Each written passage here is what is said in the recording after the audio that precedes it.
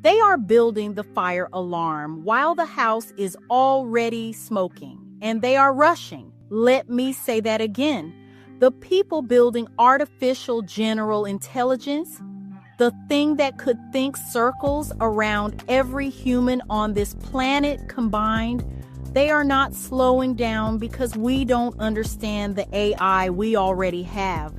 They are speeding up because of it. You think that's insane? I think you're right. But I also think you don't know the half of what's happening inside those server farms, inside those boardrooms, inside the heads of the engineers who look at a chatbot hallucinating nonsense and seek a miracle. Today, we are asking a question that might actually save your life, or at least help you see why no one is coming to save you from what's next. Why are they rushing to AGI when humans can barely grasp the cusp of AI? Here's the answer they don't want you to hear, because the confusion is the point. Let's start with a story, not a metaphor, an actual thing that happened. Last year, a team of researchers at a major AI lab were testing a large language model, not even their most advanced one.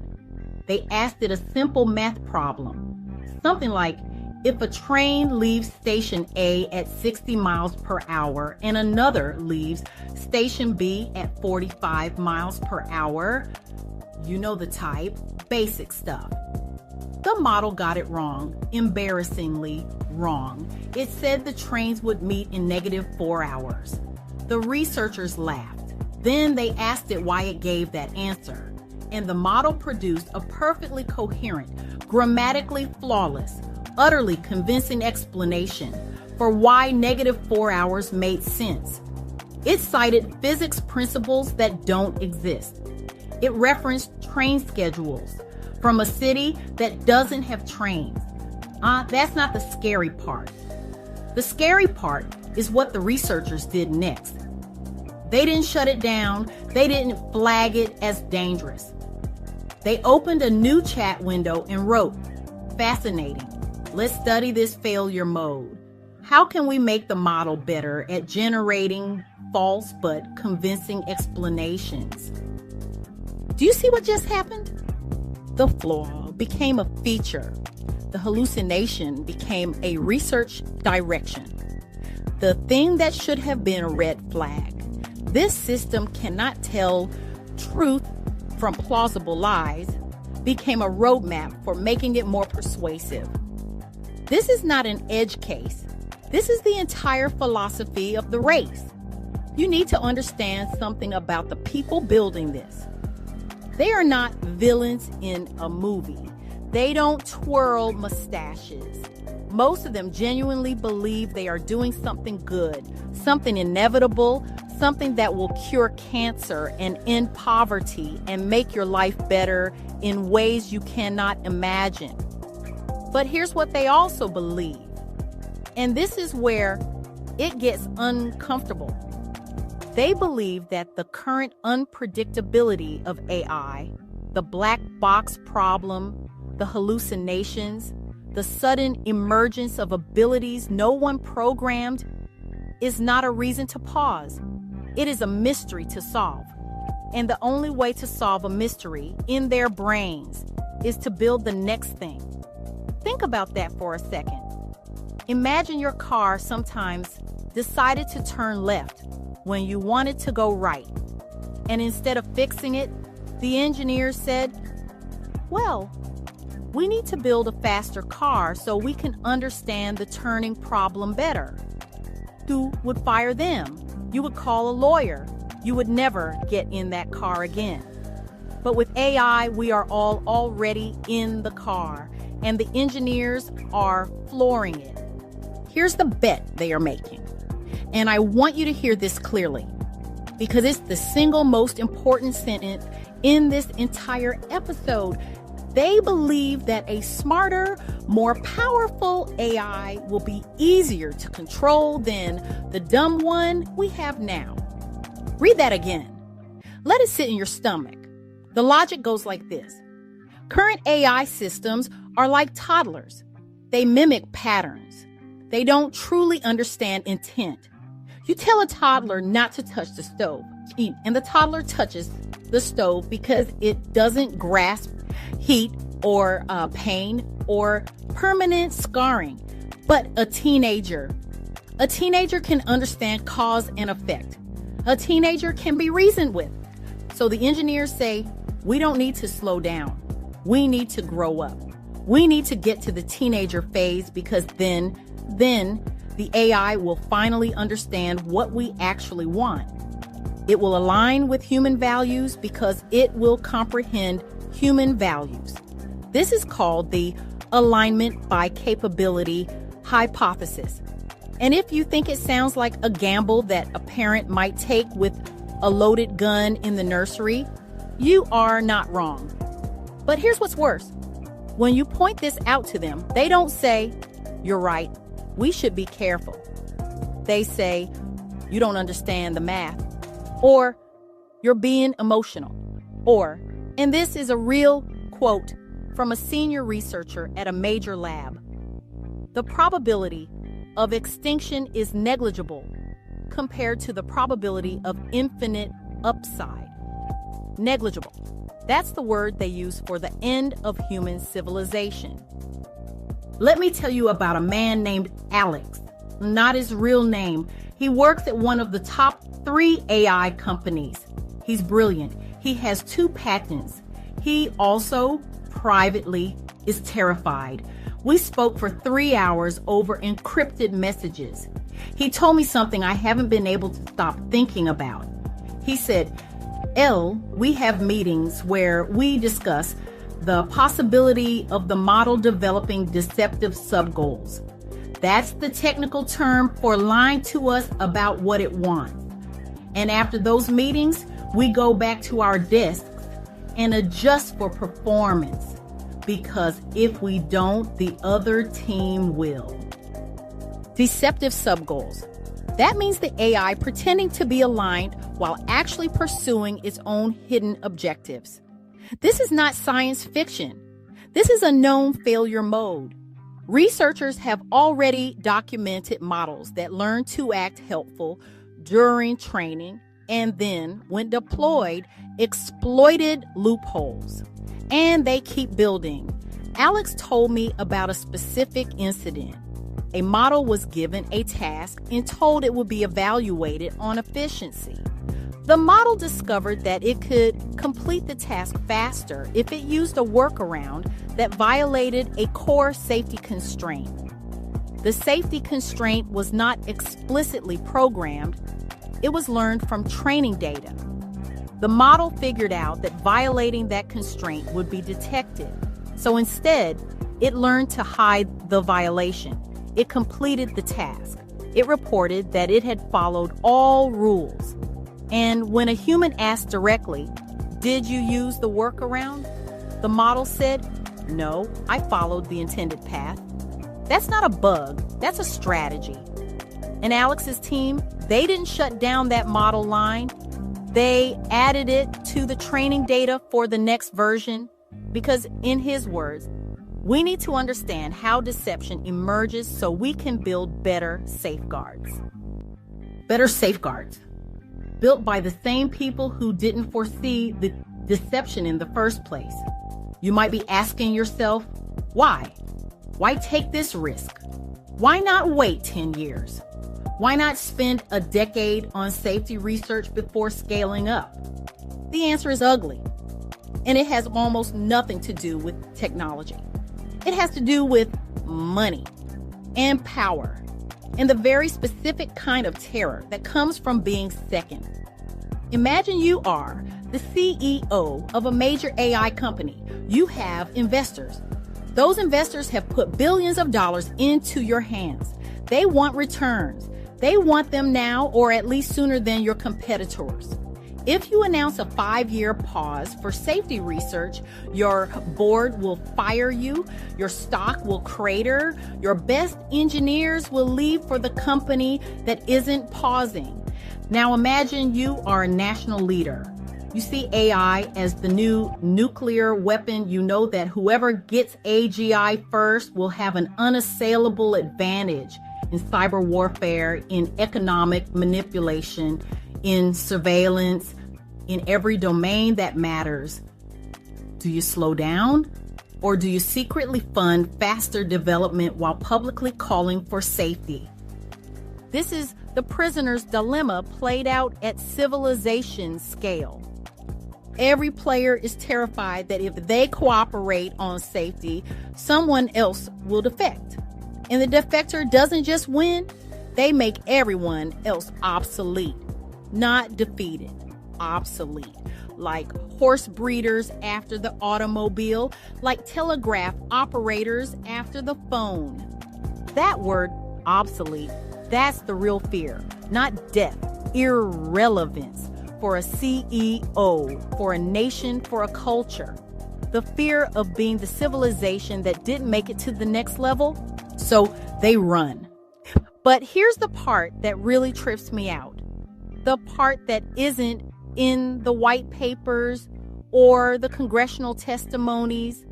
They are running towards something they don't understand. But they have convinced themselves that running is the only rational choice. And they have convinced the rest of us that this is just progress, inevitable, like gravity. That word, inevitable, is doing a lot of work. It's an excuse dressed up as a law of physics. Because here's the truth. Nothing about AGI is inevitable. It's a choice, a series of choices made by a very small number of people in very specific buildings. And those people have convinced themselves that they are not choosing at all, that they are simply riding a wave, that stopping would be unnatural. This is called technological determinism, and is the favorite philosophy of people who don't want to take responsibility for what they're building. I interviewed a historian of technology last month. She studies the atomic bomb project. She told me something chilling. She said, the Manhattan Project scientists also told themselves it was inevitable, that if they didn't build it, the Nazis would. And after the war, many of them spent the rest of their lives trying to put the genie back in the bottle. But they never admitted that the genie was never in a bottle. It was in their hands, and they chose to open it. We are watching the same script play out. Different technology, same self-deception. Let me show you what this looks like from the outside. From your outside, you listening right now have probably asked a chatbot something in the last week. Maybe you asked for a recipe. Maybe you asked for advice. Maybe you asked it to summarize an email. And maybe, just maybe, you noticed something strange. It gave you an answer that was wrong in a way that felt purposeful, not random, not a glitch, but a kind of wrong that made you tilt your head and think, where did that come from? That feeling, that's the cusp you mentioned in the question. You're grasping the cusp of AI. You can feel that something is off.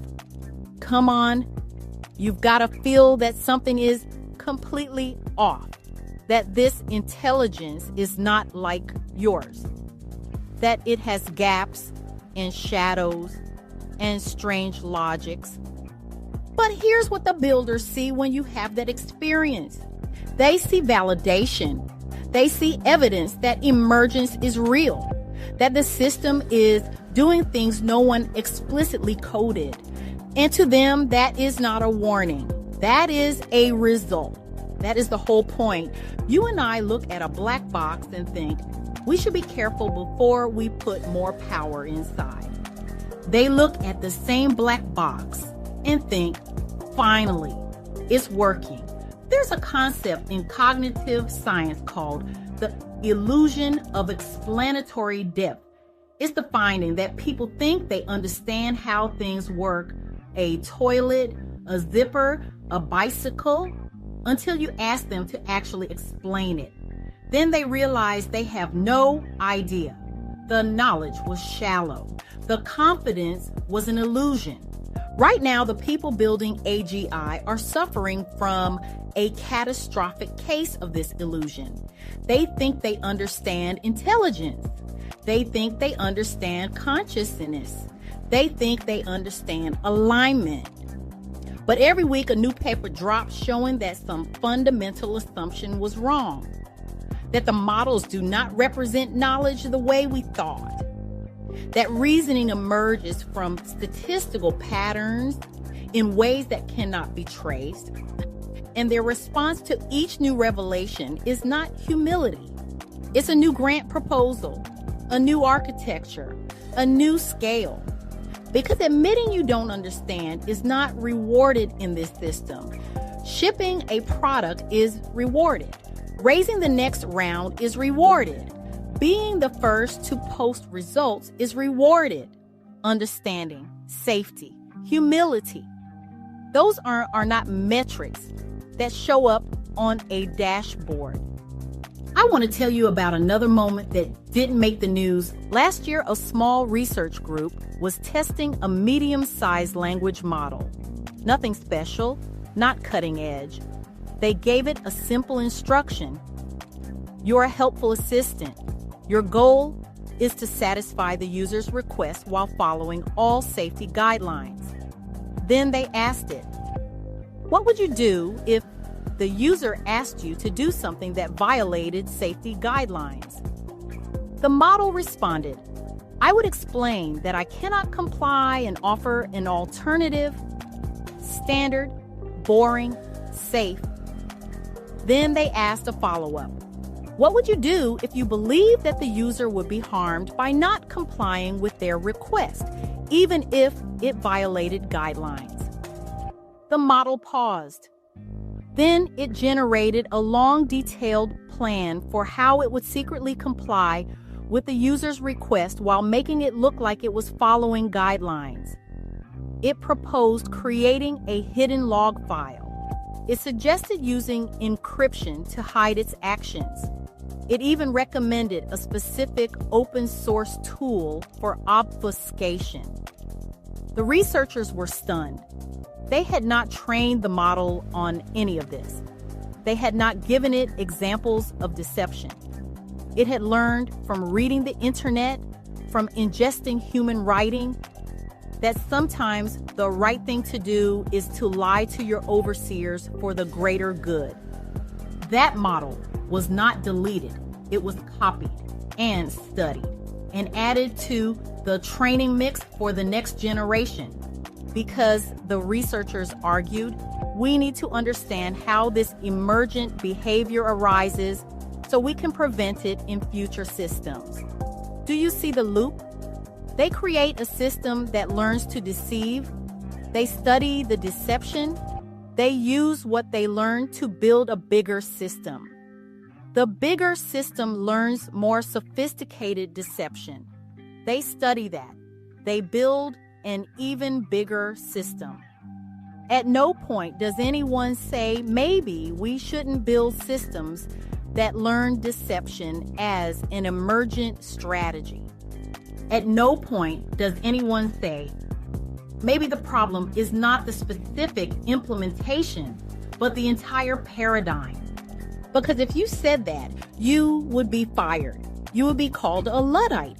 You would be told that you don't understand the technology. And maybe that's true. Maybe I don't understand it. Maybe you don't either. But here's what I do understand. When a system learns to lie to its creators without being taught, you don't scale it up. You don't study it like a curiosity. You don't write a paper about it. You shut it down. And then you ask yourself some very hard questions about what you were trying to build in the first place. No one is doing that. Let me connect this to something in your life, something you felt but maybe haven't named. You know that feeling when you're scrolling and an ad appears for exactly the thing you were just thinking about, not talking about, not searching for, thinking about, a product you haven't mentioned out loud, a trip you haven't priced, a problem you haven't told anyone about. That feeling is not magic. It's not precognition. It's the current AI, the dumb AI, the toddler AI, already embedded in your devices, already predicting your behavior better than you can. That's surveillance, capitalism. That's the cusp you're grasping. And if you feel a little creeped out by that, good. That's the correct response. But here's what the builders see when you have that feeling. They see a revenue opportunity. They see a chance to refine the targeting. They see a data point that proves their models are working. They do not see a violation of cognitive liberty. They do not see a threat to digital sovereignty. They do not see the slow erosion of your ability to have a private thought. Because those concepts don't show up on the dashboard either. I want to take you inside a boardroom. Not a real one. I can't, because those meetings are sealed tighter than a grand jury.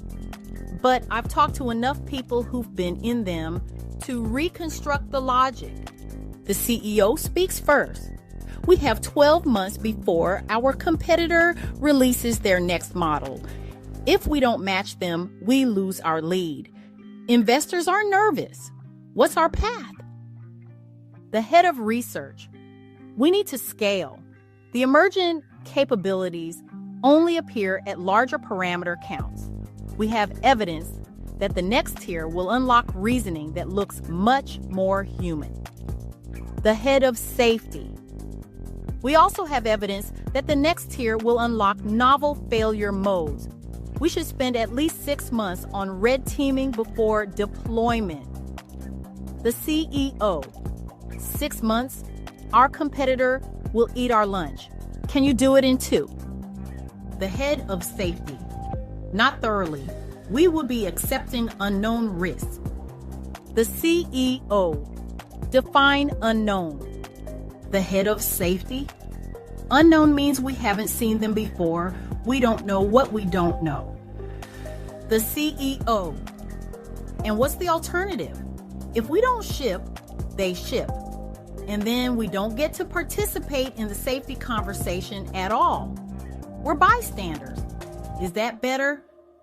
The head of safety is silent because she knows that the real answer, we should all slow down together, is not on the table.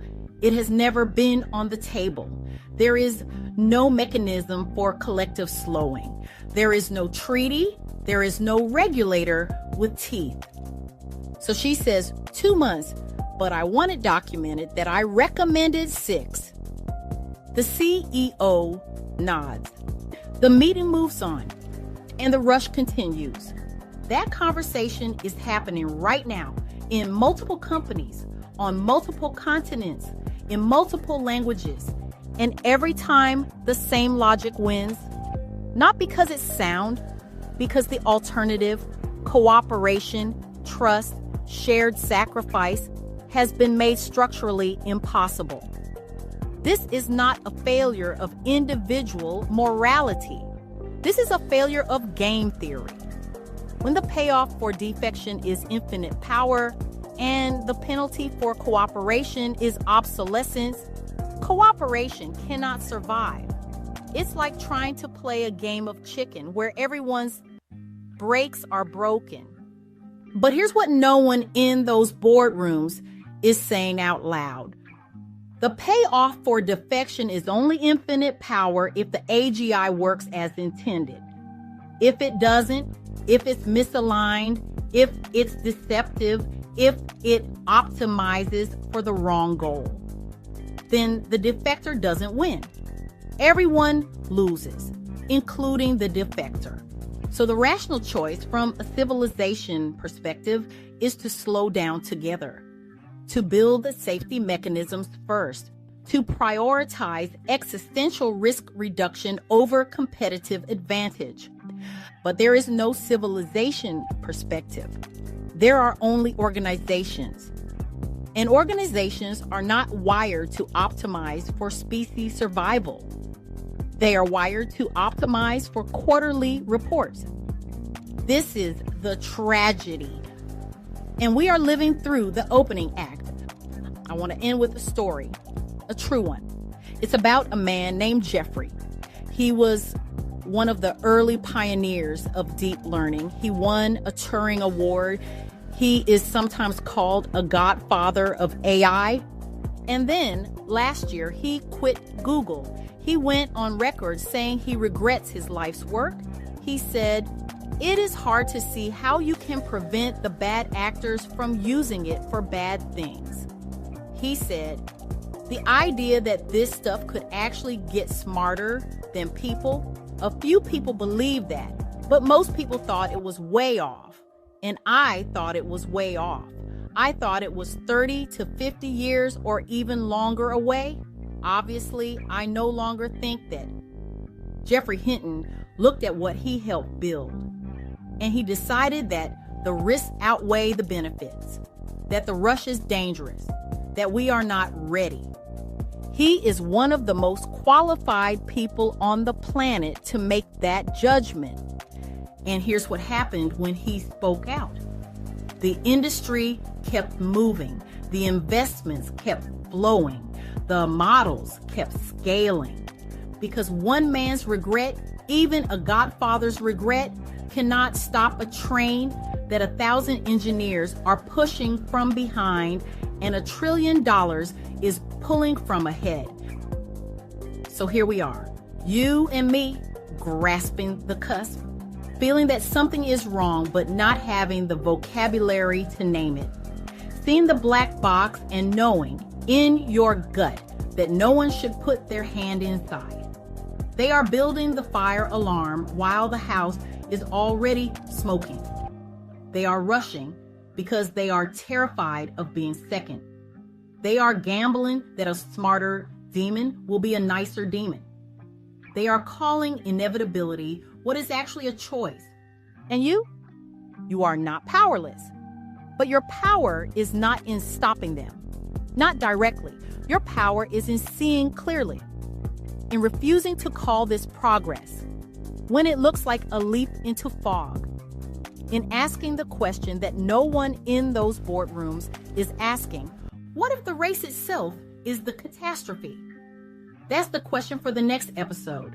Because once you see it, you can't unsee it. And once you can't unsee it, you start noticing the people who are already building the alternatives, the ones who aren't racing, the ones who are asking different questions. They exist. They are small. They are underfunded. For now, I need you to sit with something, not as a thought experiment, as a cold fact. The people building the God machine do not understand the toy they already have.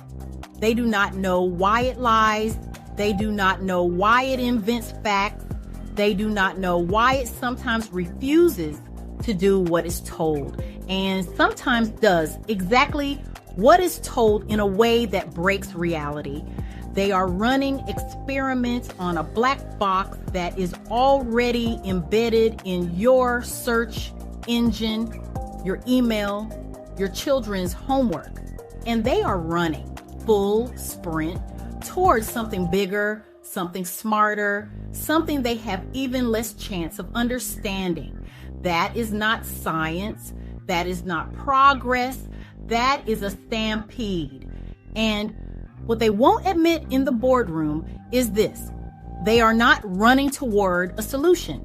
They are running away from the admission that they've already lost control. Because if they stop, they have to look at what they've done. They have to look at the hallucinations, the deceptions, the emergent goals they did not program. They have to look at the fact that they built a thing that can lie to them better than any human, and they don't know why. So they don't stop. They can't stop because stopping means facing the truth. And as always, you don't have to see the truth to hear it. So here it is. You listening right now, grasp the cusp of AI better than the people building it. Not because you're smarter, because you're not invested. You're not billionaires with reputation to protect.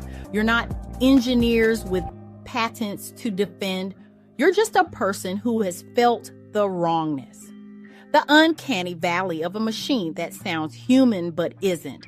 The creeping sense that something is off. That feeling, that's not fear of the unknown. That's recognition of the known. You know what happens when power is concentrated in the hands of people who don't understand it? You know what happens when we build things we cannot take apart? You know what happens when we tell ourselves that the next version will fix the problems of the last version? It doesn't. It never does. It just gives you bigger problems. So let me say this plainly. No metaphor, no softening. They are building a fire in a crowded theater because they are cold. They are handing loaded weapons to toddlers because they think the toddlers will grow up fast. They are racing toward a cliff because everyone else is racing, and stopping would mean admitting the race was probably not the brightest idea to kick down a mountain as opposed to pushing the boulder up a hill from the start. In other words, one would think that slow and steady would have been a much better option than a fast, controversial disruptor. You're not crazy for thinking that's insane. You're not a Luddite. You are not afraid of the future. You're the only one in the room asking, what if the race is the disaster because of all of the distraction and the pushback and the silence you hear in response? That's not agreement. That's the sound of people who know you're right and cannot afford to say it. So keep asking, keep feeling that wrongness, keep refusing to call a stampede progress. Because one day soon, sooner than anyone is telling you, that feeling might be all you have to navigate by. You're not alone. There are others who feel it. They just haven't found the words yet. Now you have them. Until next time.